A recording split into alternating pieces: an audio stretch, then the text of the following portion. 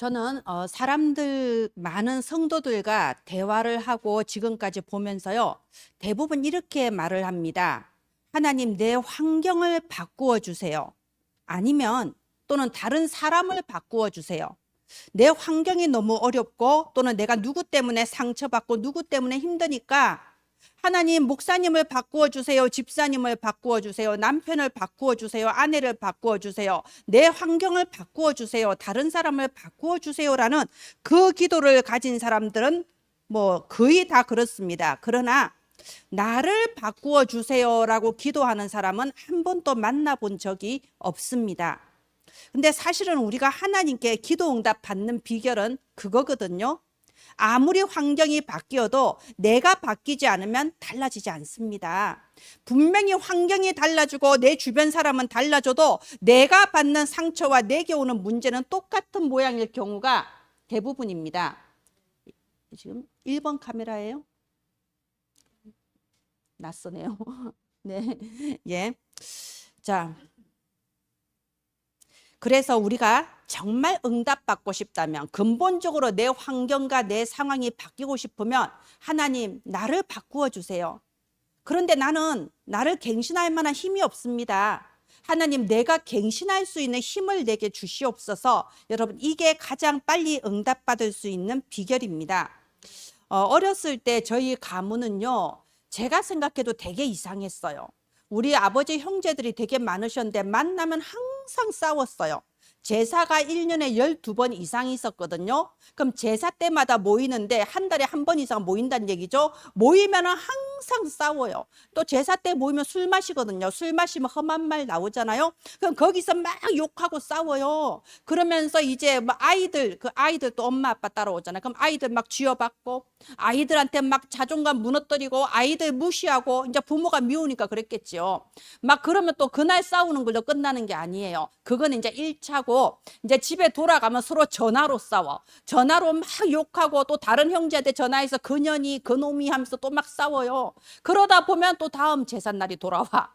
그래서 저는 어릴 때부터 계속 그걸 보고 자랐습니다. 저는 제가 형제가 없었고 이게 혼자 무남동녀 외동딸이었기 때문에 원래 형제는 그런 건지 알고 제가 컸다니까요.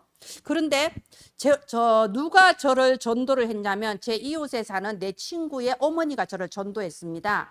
근데 그 친구의 어머니가 그냥 지나가는 말로 지영아 너도 우리 따라 교회 갈래? 그래서 이제 교회를 다니기 시작했는데요. 그 친구 집에 가면 뭔가 달랐어요.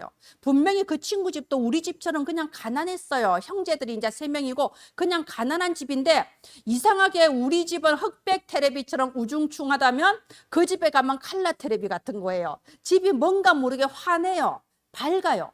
그럼 저는 그 집에 이제 친구야 하고 놀러 가서 앉아서 놀다 보면 엄마가 이제 너도 같이 밥 먹자 그러거든. 그럼 점심밥 얻어 먹어요. 그래 계속 나는 그냥 그 집에 노는 거야. 왜? 우리 집에 가기가 싫어서. 놀다 보면 또 저녁 때 되면 또 밥 줘요. 그냥 밥 먹고 그럼 집에 가야지. 근데 또 있어요. 끝까지 삐대. 최대한 삐대는 거예요. 그러다가 이제 겨우 늦어지면 집에 갔다가 또 다음 날 되면 또 갔어. 왜냐하면 이제 어린 나이에 염치가 없기도 했지만 뭔가 모르게 그 집에 가면요 환한 느낌이 들었어요. 뭔가 좋았습니다. 자, 그러면 이제 제가 어른이 돼서 생각해 봐요. 우리 집은 왜 그랬을까? 왜 우리 집은 그렇게 컴컴하고 우중충하고 왜 우리 집은 그렇게 겨울에 서리발 부듯이 그렇게 서로 간에 차갑고 왜 그랬을까요? 제가 어른이 되어서 답을 찾았어요. 우리 집에는 한 번도 이 복음의 빛이 비친 적이 없었던 거예요.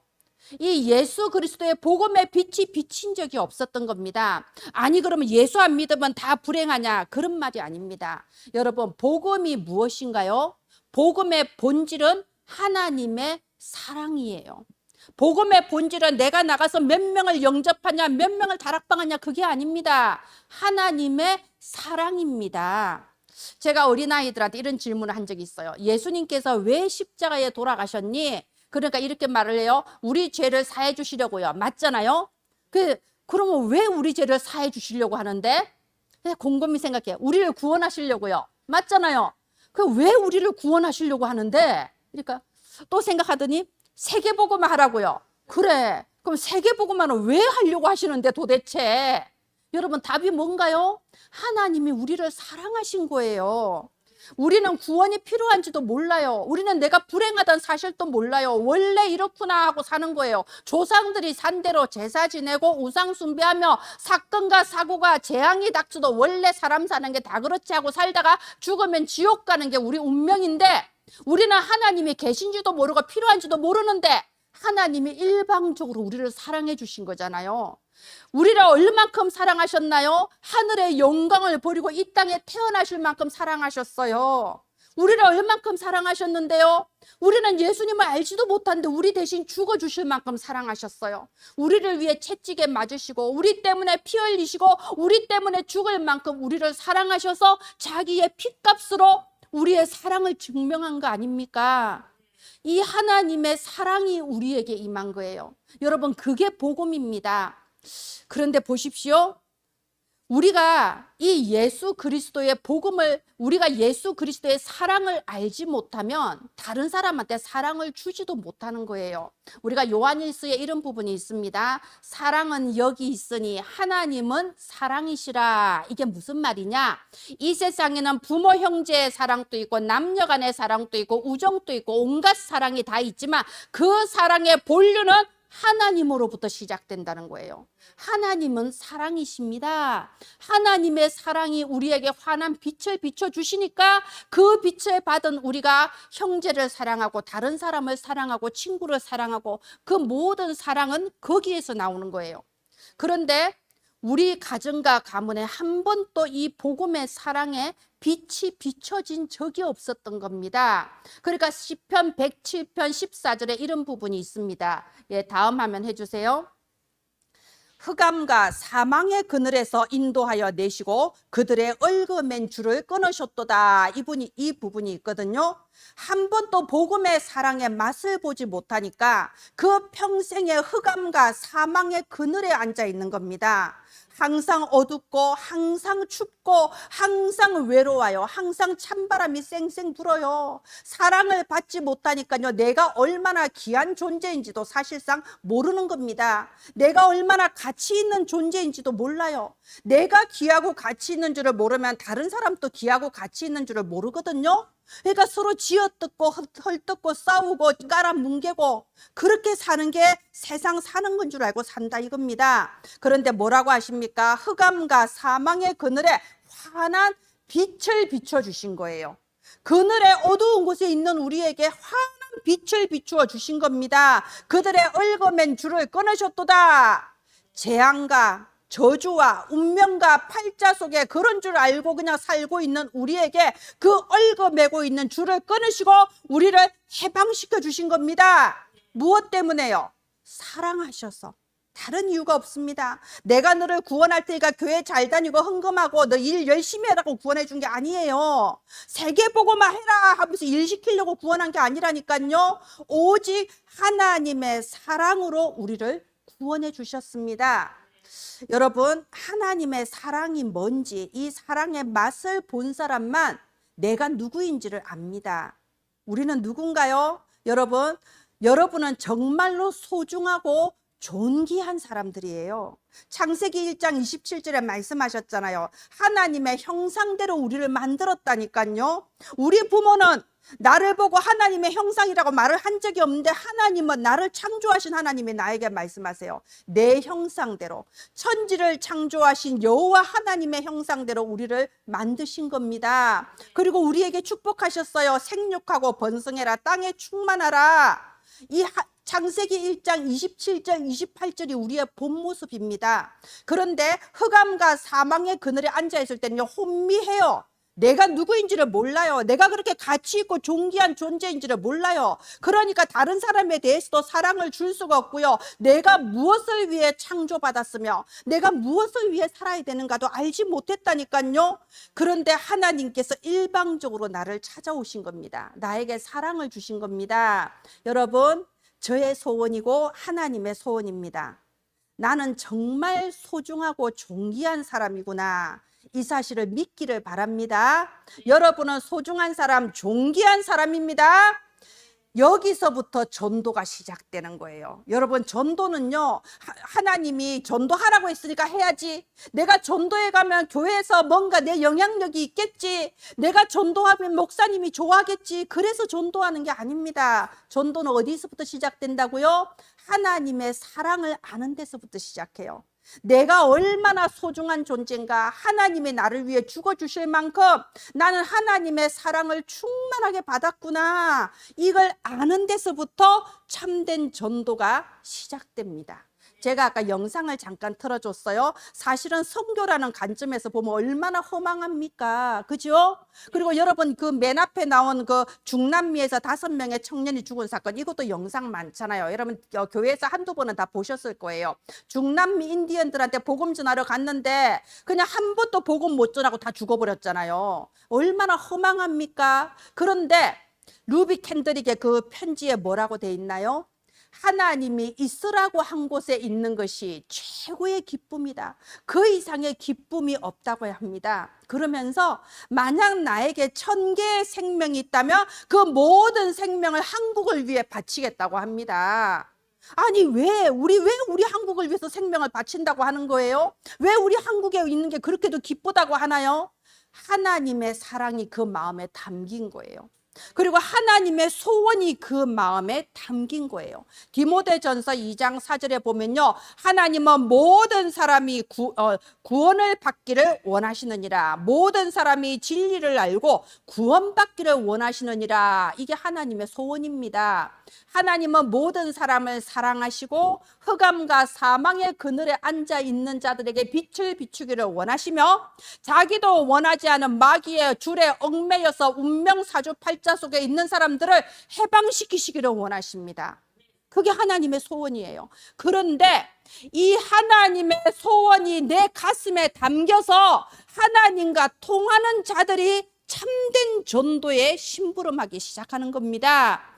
저는 저 필리핀을 맨 처음 간 게 2018년도였어요. 근데 2018년도에 여러 목사님들과 이제 팀이 돼서 뭔지도 모르고 그냥 일단 가본 겁니다.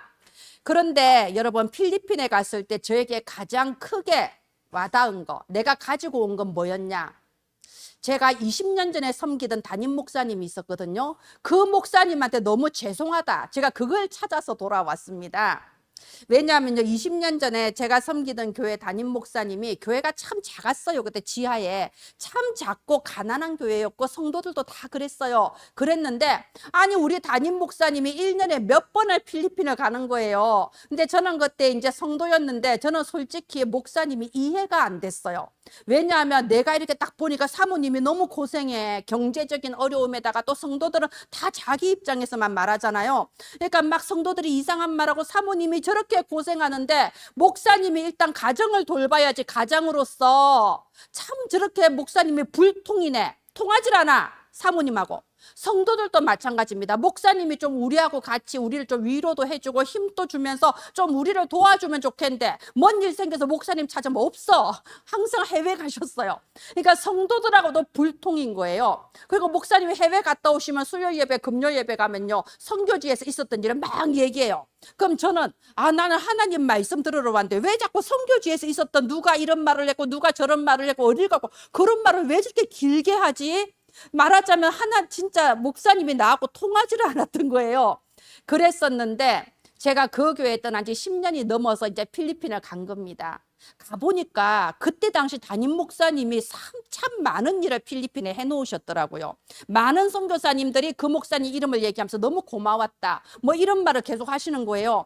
그때 제가 알았던 겁니다. 그 목사님이 필리핀에서 무엇을 보았는지를 알았어요.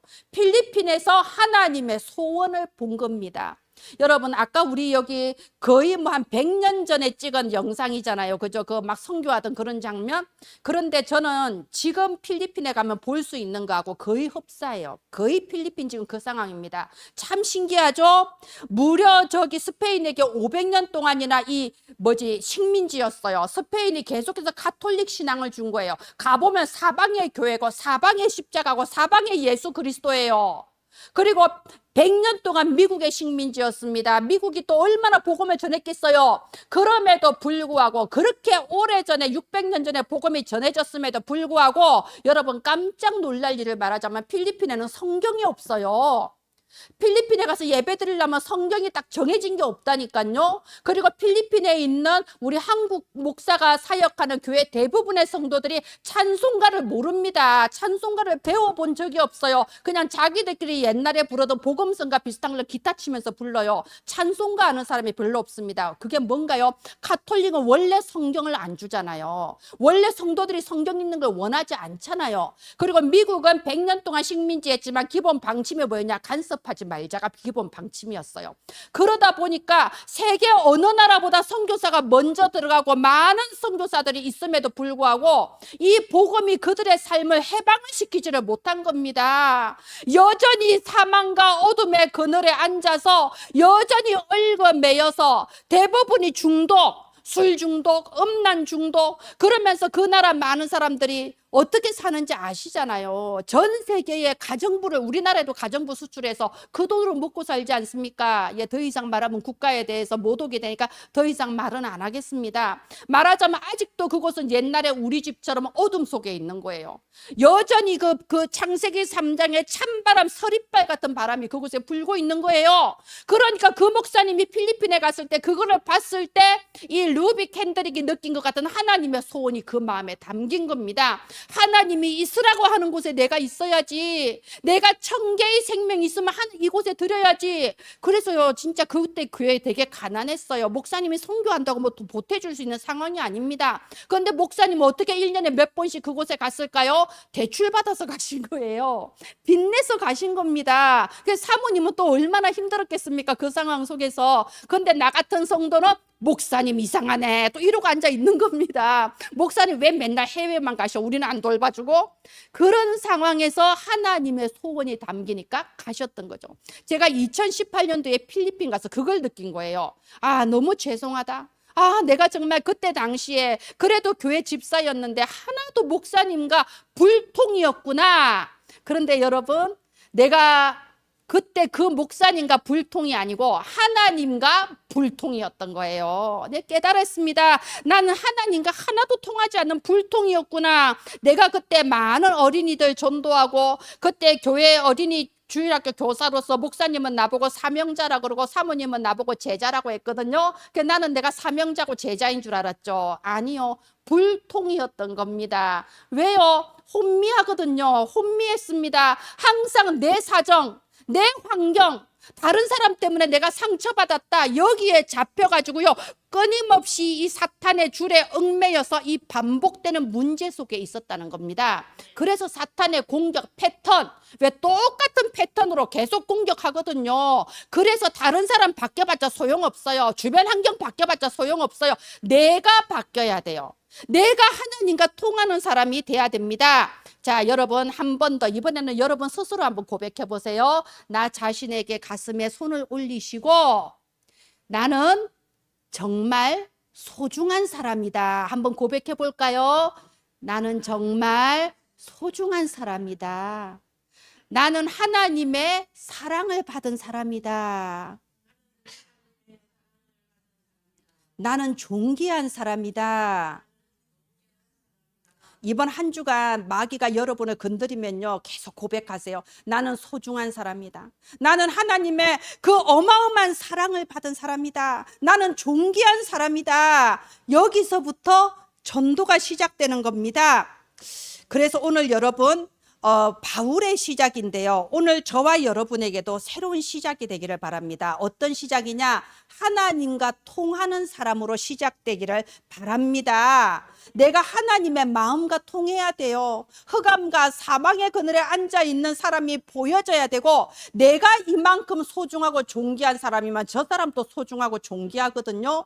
하나님은 저 소중하고 존귀한 사람을 사랑하셔서 그들에게 복음 전하기를 원하시는 거예요. 그래서 하나님은 모든 사람이 구원을 받으며 진리를 아는 데 이르기를 원한다고 했습니다.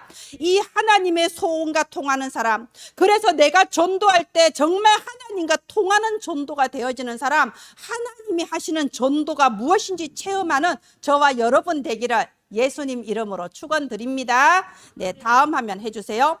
여러분, 우리는 바울에 대해서 잘 알고 있습니다. 오늘 제목이 바울의 시작이잖아요. 바울이 어떤 사람입니까? 이방인의 사도로 부르심을 받아서 유럽 전체에 이 복음을 증거하기 시작했고, 그리고 많은 제자들을 세웠죠. 그리고 이 성경, 신약 성경 중에 13권을 바울이 썼습니다. 말하자면 현대 기독교의 그 모든 발판을 바울이 놨다고 해도 과언이 아닌 사람이에요. 그래서 사도 바울은 시대를 바꾼 사람 정도가 아니고 인류의 역사를 바꿔버렸습니다. 바울로부터 시작해서 인류의 역사가 바뀌기 시작했어요. 이렇게 위대한 제자입니다.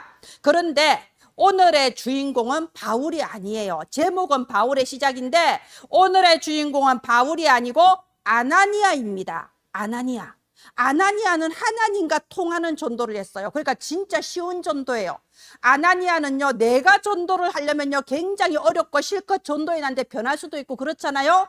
근데 아나니아는 하나님이 하시는 전도를 했어요. 여기 우리 아까 읽었던 11절 보십시오. 예수님께서 11절에 다 알려주잖아요. 집 가라 하는 거리로 가라. 어디로 가라고 알려줍니다. 유다의 집에 가라. 누구네 집에 가면 된다 알려줍니다. 그곳에 사울이란 사람이 있다고 알려줍니다. 혹시 사울이 여러 명이면 헷갈릴까봐 다소 사람 사울이라고까지 정확하게 알려주지 않습니까? 가보니까 이미 다 준비돼서 하나님이 사울한테 미리 말해놨어. 너한테 누가 찾아올 거다.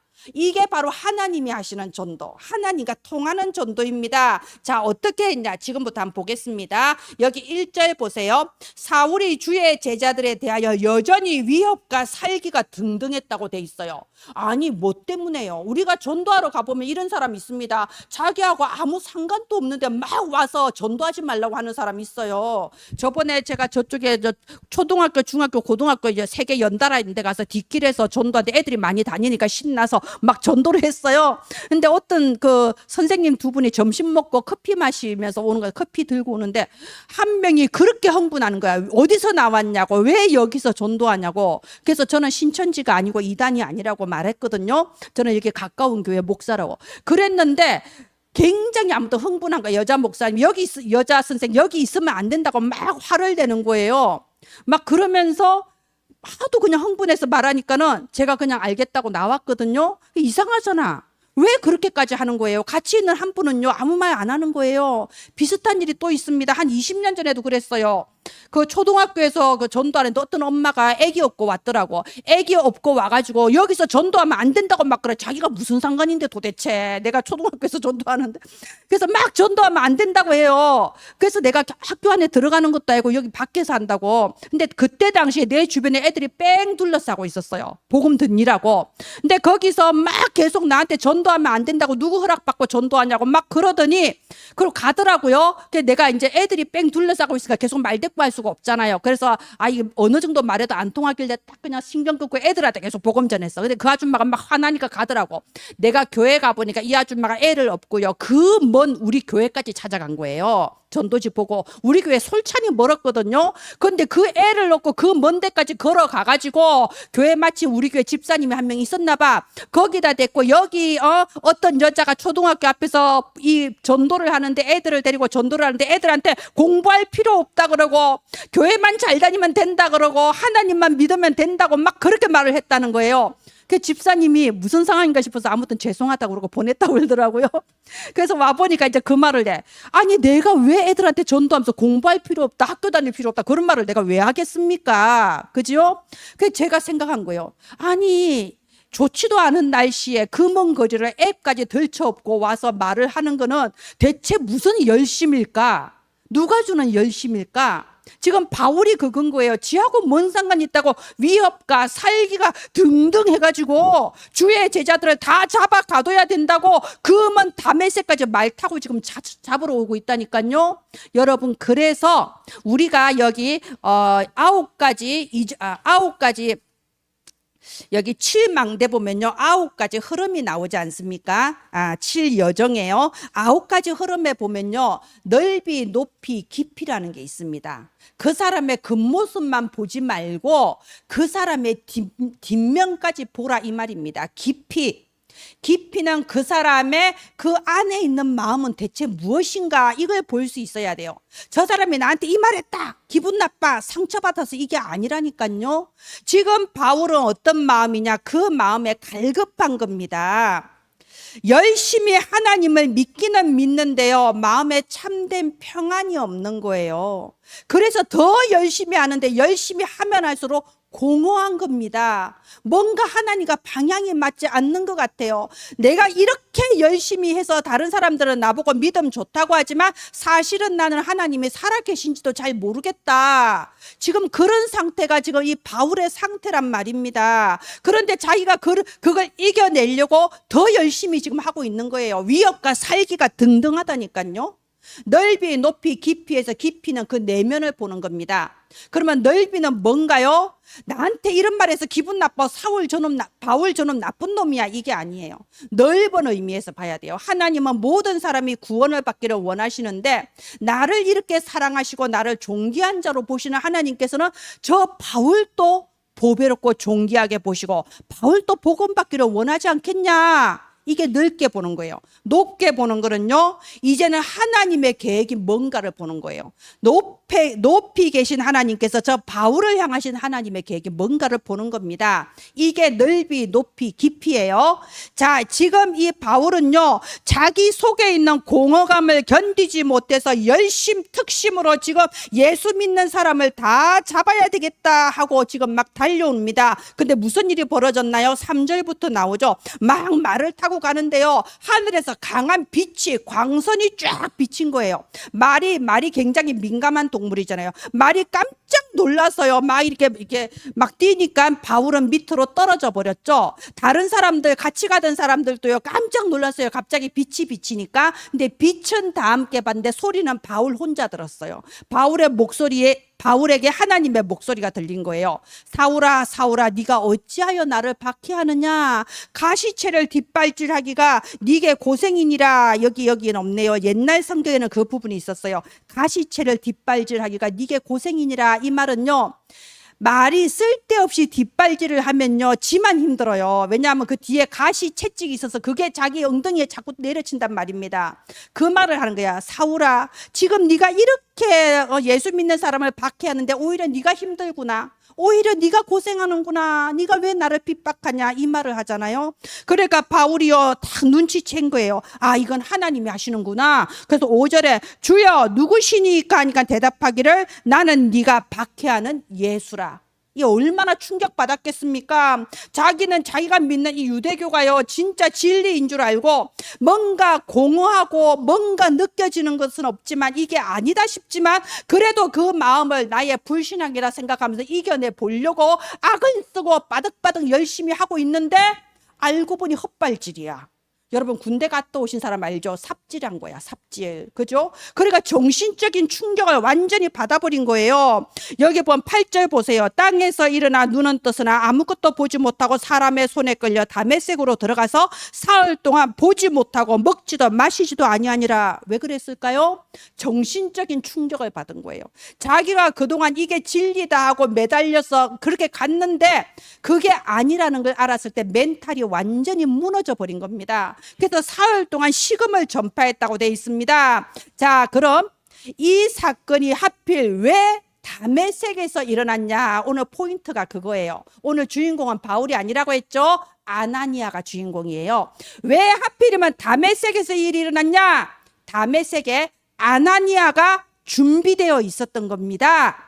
하나님은 이 아나니아가 그곳에서 24 기도의 망대를 세우고 있었기 때문에 아나니아가 있는 다메섹에서 바울을 무너뜨리신 거예요. 그래서 여기 10절에 보십시오.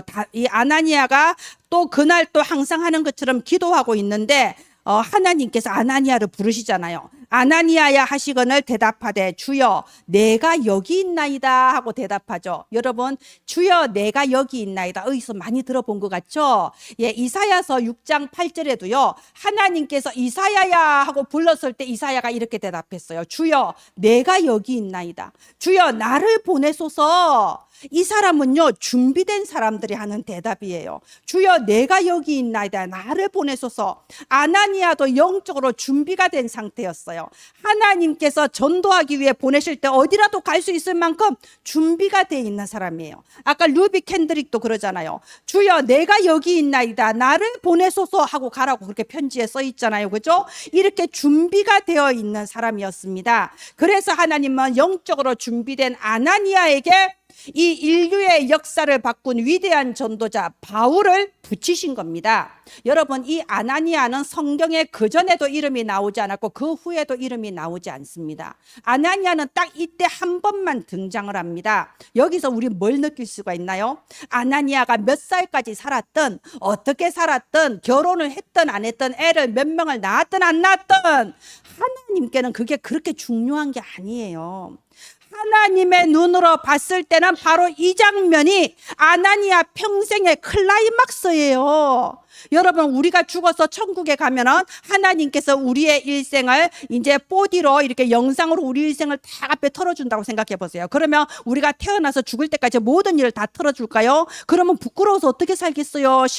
실수한 것도 많고 죄 지은 것도 많은데, 그죠? 하나님은 우리 인생의 클라이막스만 털어주십니다.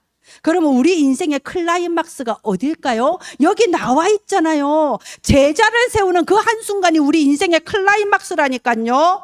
사람이 오래 산다고 다가 아닙니다. 하나님 앞에 정말 가치 있는 인생의 그 순간이 있는 겁니다. 지금 단 이 한순간, 아나니아가 바울에게 기도하며 복음 전한 이 한순간 때문에 아나니아 이름은 성경에 기록되어서 지금까지도 인류 역사가 지속되는 한 영원히 그 이름은 모든 사람들에게 전달되어지는 겁니다. 우리가 우리 평생을 살면서요, 이런 바울 같은 제자 한 사람만 세워도 우리 일생의 영광이고 우리가 하나님 보좌 앞에서 영원한 영광이다 이겁니다. 그런데 보세요, 아나니아는 하나님과 통하는 전도를 했잖아요. 하나님이 하시는 전도를 했잖아요.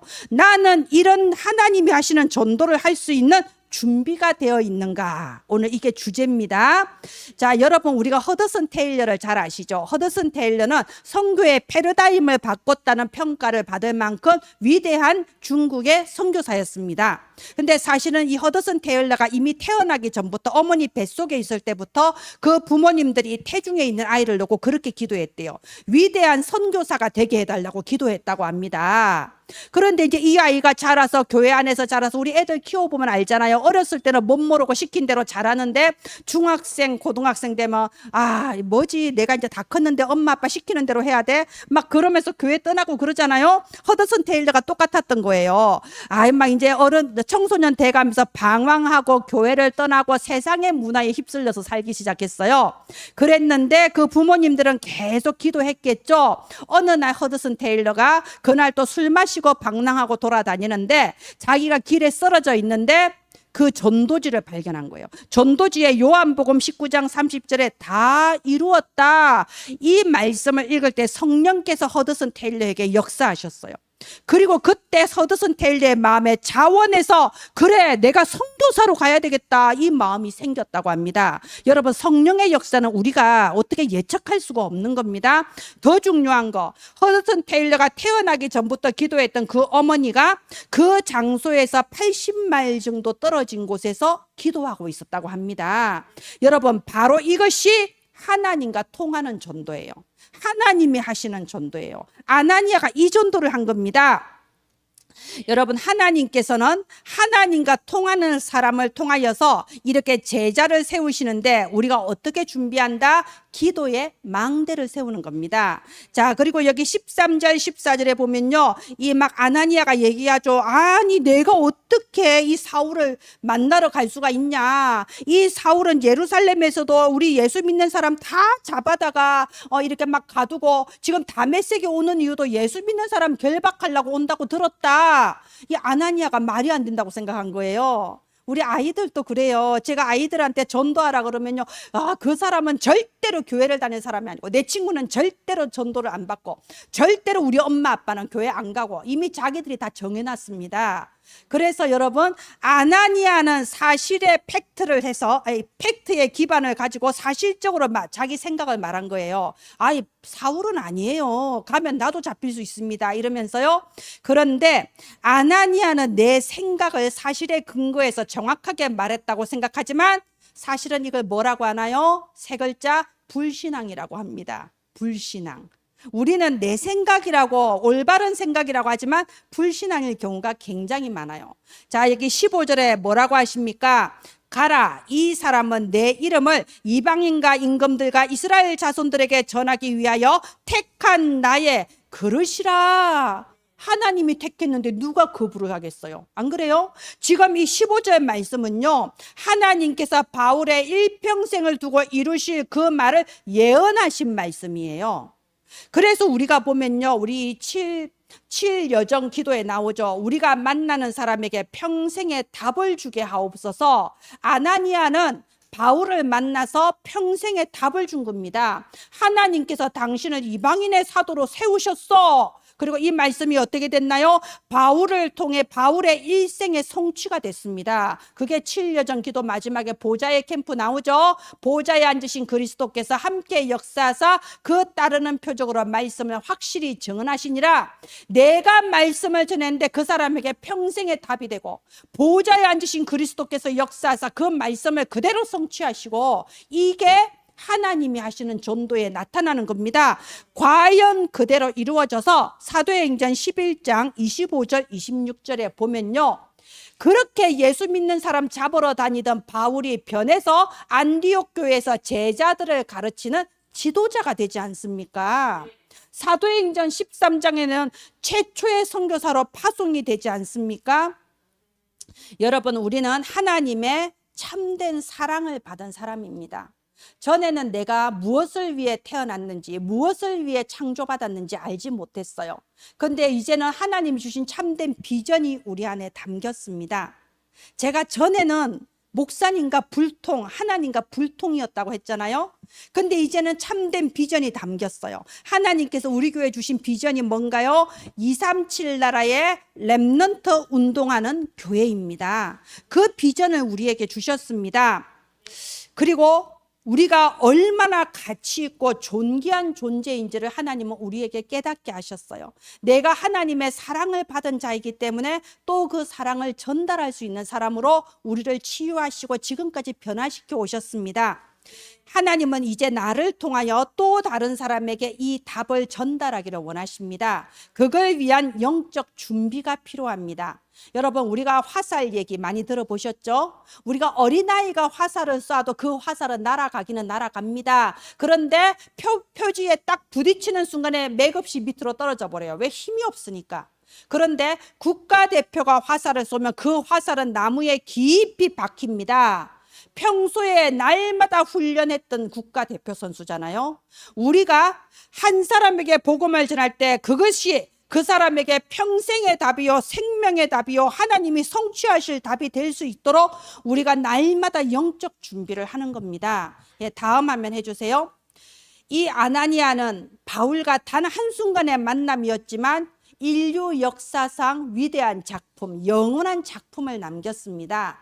저는 지금 이 기도 제목 가지고 기도하고 있어요. 로마서 16장 25절 27절 뭔가요? 저는 이대로 기도합니다. 하나님, 영세전에 감추인 제자, 이제는 나타내시는 제자, 세세무궁 영광 올릴 제자를 나에게 붙여주시옵소서. 내가 내 일생에 한 사람이라도 바울 같은 제자 세울 수 있다면 내 인생은 얼마나 영광된 인생이 되겠습니까? 그죠? 여러분, 이번 주에 이 언약을 붙잡고요, 여러분 기도 제목 붙잡기를 바랍니다. 하나님, 바울 같은 제자를 내게 붙여주시옵소서. 한 사람의 목회자, 한 사람의 선교사를 세워 파송할 만큼 내게 축복하여 주시옵소서. 바로 이 일에 쓰임받을 수 있을 만큼 내게 영적 준비가 되게 하옵소서. 우리가 이 기도 제목 갖고 가시기를 바랍니다.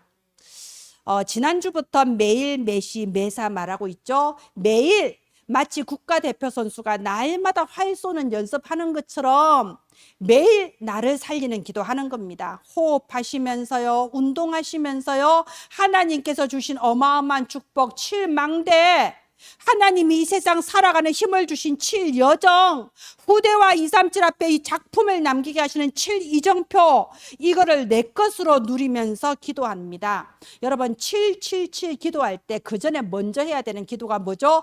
예수가 그리스도이심을 여러분 선포하고 내 마음의 각이네요. 오늘 또 나의 그리스도, 오늘 또 나의 제사장, 오늘 또 나의 왕, 오늘 또 나의 선지자 되신 그리스도 안에서 성삼위 하나님 나와 함께 하심을 믿습니다. 내 마음, 생각, 육신의 권능으로 임하여 주소서.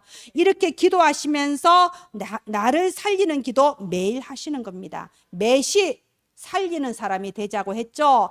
하나님께서 내게 주신 사람을 살리는 겁니다. 제가 서론에 말씀드렸어요. 사람이 바뀌고 환경이 바뀌기를 기도하지 말고 내가 바뀔 수 있도록 힘을 달라고 기도해야 됩니다. 저도 바뀌었잖아요. 제가 불통이었는데 통으로 바뀌었다니까요. 하나님과 통하는 사람으로 바뀌었습니다.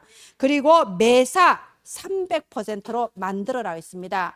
제가 다시 한번 말씀드릴게요. 루비 캔드릭 편지에 뭐라고 썼나요? 하나님께서 나를 있게 하시는 그곳에 있는 게 최고의 기쁨이라고 했습니다. 그래서 저는 오늘 이 시간에 이곳에 서 있는 겁니다. 아시다시피 저는 굳이 이곳에 있어야 될 이유가 없어요. 저는 광주 사람이 아니에요. 그죠? 이곳에 제 친척도 한 명도 없어요. 그런데 하나님께서 나를 이곳에 심으셨고, 특별히 광산구에 심으셨고, 특별히 은혜나무교에 심으셨어요. 여러분도 마찬가지 아닙니까? 굳이 이곳에 지금 있어야 될 이유가 뭡니까? 하나님께서 나를 이곳에 있게 하셨는데 이곳에 있는 것이 최고의 기쁨인 거예요. 그리고 이곳에서 하나님께서 나에게 불러 시키시는 그 일을 지금 저는 하고 있습니다. 하나님이 전하라고 하신 말씀을 전하고 있습니다.